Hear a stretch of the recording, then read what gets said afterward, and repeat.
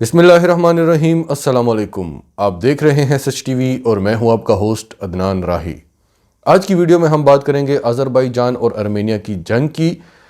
क्या ताज़ा तरीन सूरत हाल है और ये जंग किस तरफ जा रही है, ये ख़ित्ते में कितनी नुकसानदेह होने वाली है, इस बारे में बात करेंगे। फिर आपको हम ये बताएंगे कि पाकिस्तान ने आर्मेनिया को क्या वार्निंग दी है, और फिर हम आपको बताएंगे कि IMF ने चीन के बारे में, चीन और अमेरिका का मवाजना किया है और क्या इंकशाफात किए हैं, और उन्होंने बताया है कि दुनिया इस चीज़ पर खामोश क्यों है।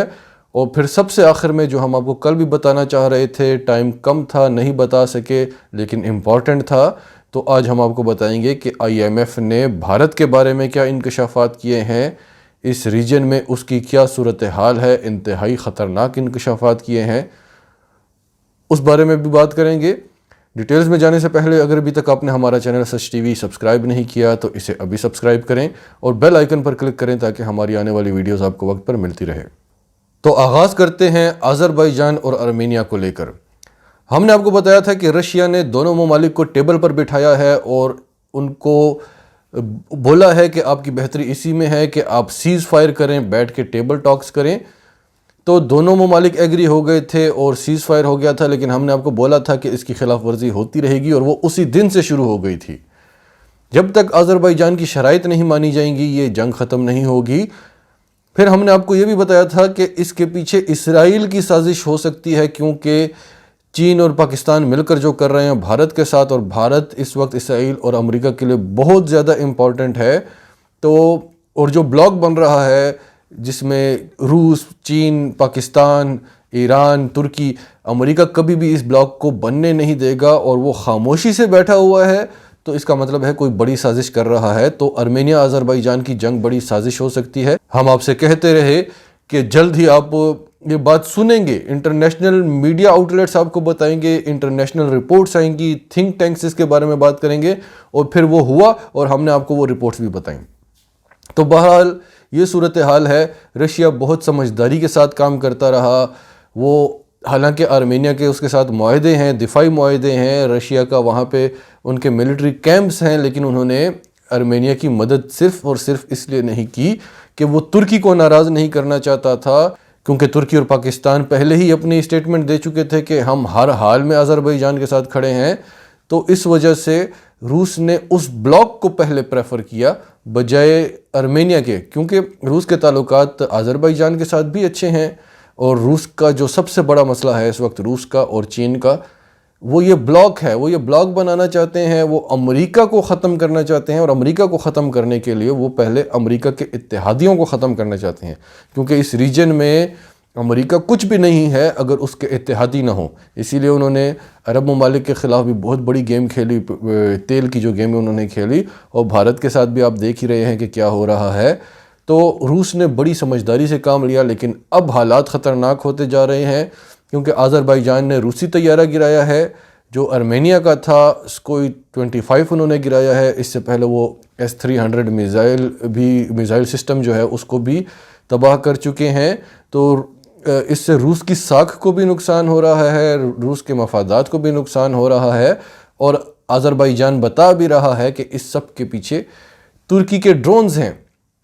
हालांकि हमारे पास इसराइल के ड्रोन्स भी हैं, लेकिन उन्होंने मार खाई है। तुर्की के ड्रोन्स ने हमारी बड़ी मदद की है ये जंग जीतने में। आर्मेनिया का हमने $1 अरब से ज़ायद का नुकसान कर दिया है। तो जो ताज़ा तरीन सूरत हाल है उसके मुताबिक अज़रबैजान का ये दावा है कि हम 40 से ज़ायद मज़ीद इलाके कब्ज़ा कर चुके हैं, और आर्मेनिया हमारी सिविल आबादी को निशाना बना रहा है, हमारी मस्जिदों को निशाना बना रहा है।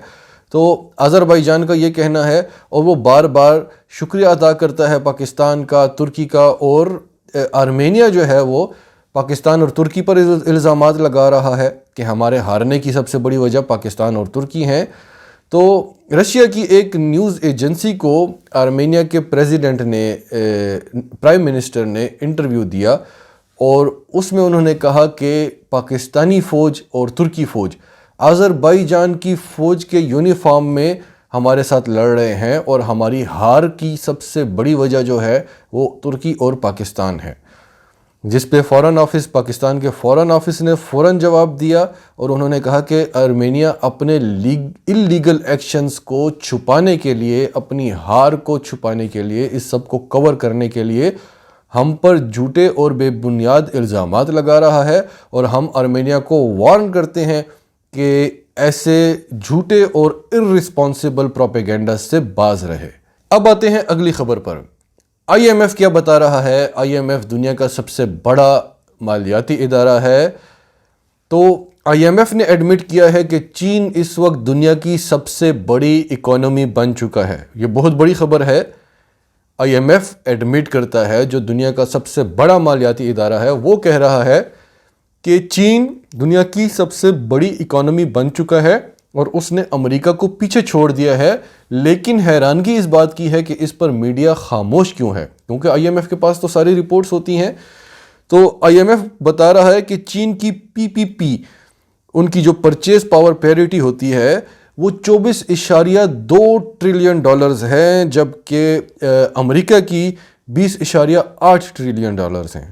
یہ رپورٹس بتا رہی ہیں، اور یہ بہت بڑا ڈیفرنس ہے، کیونکہ 2019 میں چین امریکہ سے 6% پیچھے تھا، اور اب وہ 4 ٹریلین ڈالرز اس سے بڑھ چکا ہے۔ بلومبرگ کا بھی یہی کہنا ہے کہ 2021 میں اس میں مزید اضافہ ہو جائے گا، 26.8% کا اضافہ ہوگا، اور دی اکانومسٹ کی بھی یہی کیلکولیشنز ہیں۔ تو سوال یہ ہے کہ امریکہ اس پر خاموش کیوں ہے، میڈیا اس پر خاموش کیوں ہے؟ کیا امریکہ کو نہیں پتہ کہ یہ ہو رہا ہے؟ ہم سے بڑی پاور بن گیا ہے چین۔ امریکہ کو پتہ ہے، امریکہ جانتا ہے، لیکن امریکہ کیا کر سکتا ہے؟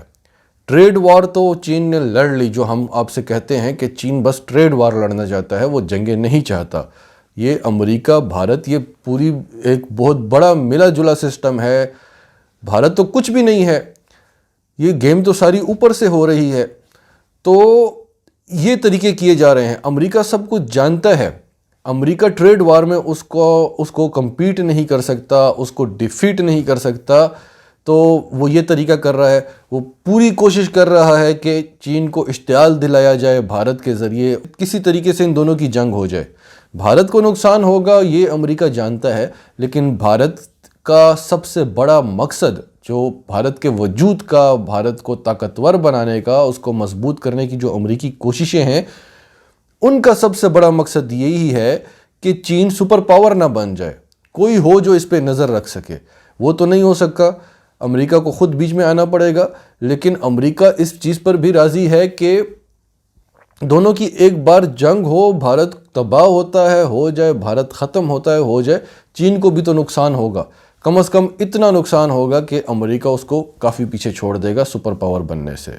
اس کے علاوہ جو کواد ہے، جو ٹوکیو میں بیٹھ کے 4 ممالک، آسٹریلیا، امریکہ، جاپان، جو زیادہ بڑے دشمن ہیں چین کے، بھارت کو تو وہ یوز کر رہے ہیں، تو یہ بھی اس کواد میں موجود تھے، تو کواد میں بھی یہ کوششیں کی جا رہی، ساؤتھ چائنا سی کے ذریعے بھی یہی کوششیں کی جا رہی ہیں۔ تو امریکہ دوسرے طریقے سے اس کو کنٹرول کرنا چاہ رہا ہے، اپنی اکانومی کو بڑھا کے، اپنی ٹریڈ وار کے ذریعے وہ چین کو ڈیفیٹ نہیں کر سکتا، وہ اس طریقے سے چین کو قابو کرنا چاہتا ہے۔ اب آتے ہیں آئی ایم ایف بھارت کے بارے میں کیا بتاتا ہے۔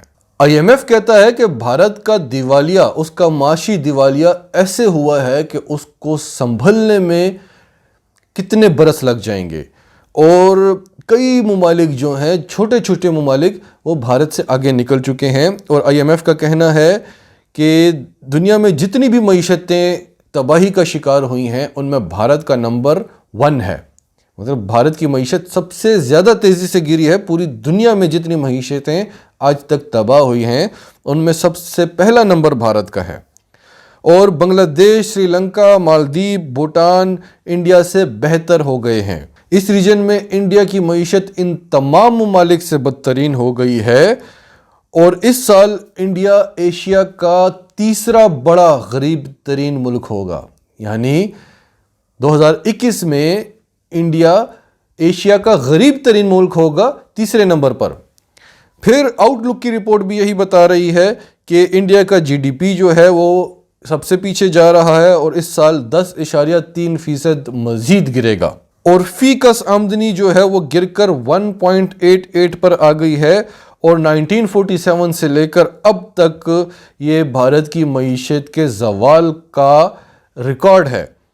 پاکستان کے بارے میں IMF نے رپورٹ نہیں دی، باقی تمام ممالک کے بارے میں بتایا، لیکن پاکستان کا جو گراف ہے وہ اوپر کی طرف جا رہا ہے، انڈیا کا نیچے کی طرف جا رہا ہے، اور اس وقت دونوں برابر ہیں لیکن پاکستان اوپر کی طرف جا رہا ہے اور انڈیا نیچے کی طرف جا رہا ہے، اور یہ پاکستان کے لیے بہت اچھی خبر ہے۔ اور انشاءاللہ مستقبل میں اگر ہم ان دشمن طاقتوں کا مقابلہ کرتے رہے جو ہمارے اندرونی دشمن ہیں اور جو بیرونی دشمن ہیں وہی ان اندرونی دشمنوں کو سپورٹ کرتے ہیں، ورنہ وہ اکیلے کچھ بھی نہیں کر سکتے، تو انشاءاللہ اگر ہم ان سے لڑنے میں کامیاب ہو گئے تو پاکستان کو ترقی کرنے سے کوئی نہیں روک سکتا۔ ناظرین، آپ کا اس سب کے بارے میں کیا کہنا ہے؟ کمنٹس میں اپنی رائے کا اظہار کرتے رہیں، اور اگر آپ ہمارے چینل پر نئے ہیں تو ابھی سچ ٹی وی کو سبسکرائب کریں، سچ ٹی وی فیملی کا حصہ بنیں، اور ہماری ویڈیوز پسند آئیں تو انہیں لائک کریں، شیئر کریں، تاکہ زیادہ سے زیادہ پاکستانیوں تک یہ میسیجز پہنچتے رہیں۔